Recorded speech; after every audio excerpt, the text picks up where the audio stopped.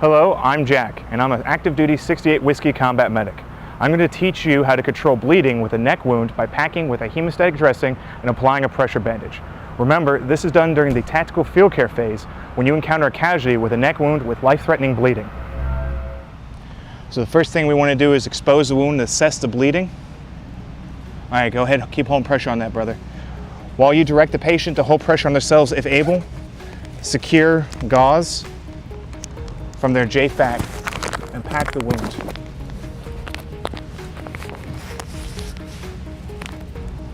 Create a ball of the hemostatic dressing.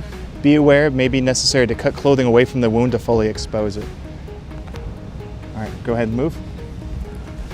Insert your ball of hemostatic dressing into the wound and 1-for-1 replace it while maintaining pressure. Continue to do so until the entire wound is full. The goal is to accomplish this in less than 90 seconds. Once you fully pack the wound, take any excess and pile it above.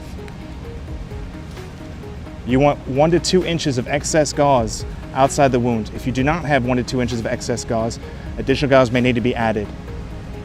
You will hold pressure for 3 minutes and then assess whether or not bleeding has been controlled. If a penetrating object is lodged in the casualty's body, bandage it in place. Do not remove the object.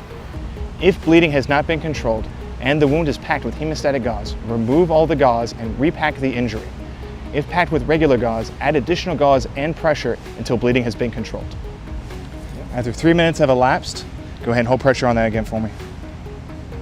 Secure an elastic bandage and secure your hemostatic gauze.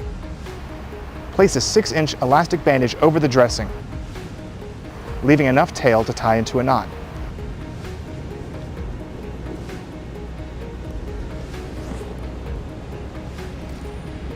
While maintaining pressure on the dressing and gauze, wrap the pressure or elastic bandage no less than 1.5 times over the packing material so that all of it's covered up. Wrap diagonally across the chest under the opposite arm or armpit, around the back to the neck and back over the wound. Wrap around the neck and under the arm on alternating sides of the tail while maintaining tension and pressure.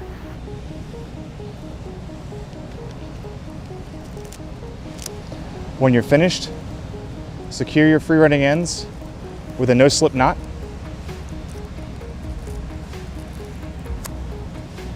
And secure that knot with tape, going at least 1.5 times around the knot.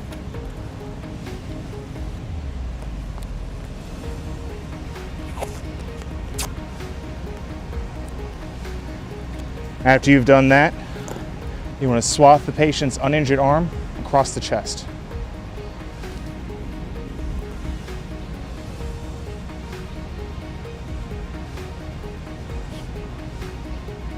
After you finish your swath, you're going to continue to assess your patient for bleeding, document all casualty care on a DD 1380 TC3 casualty card, and attach that card to your casualty.